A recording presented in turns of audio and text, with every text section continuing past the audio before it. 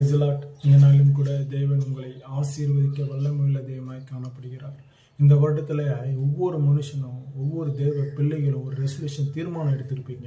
இந்த வருடத்துல நான் ஜெபம் பண்ண போறேன், இந்த வருடத்துல நான் உபவாசிக்க போறேன், இந்த வருடத்துல எப்படியாவது பைபிளை படிச்சு முடிக்க போறேன்னு சொல்லி பல தீர்மானங்களை இங்க எடுத்திருப்பீங்க.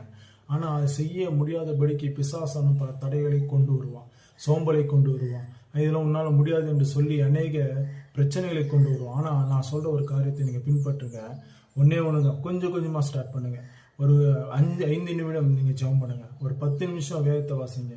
அனுதினமும் சர்ச்சுக்கு டைமுக்கு போக கொஞ்சம் ட்ரை பண்ணுங்க, கொஞ்சமாக எடுத்து வைங்க. ஏன்னா ஆண்டவருக்கு தெரியும் உங்களுடைய பலவீனங்கள். அதனால தான் ஒரு தாளந்து ஒருத்தனுக்கோ 2 தாளந்து ஒருத்தனுக்கோ அவனுடைய தகுதிக்கு ஏற்றாற்போல் கொடுத்தாரு.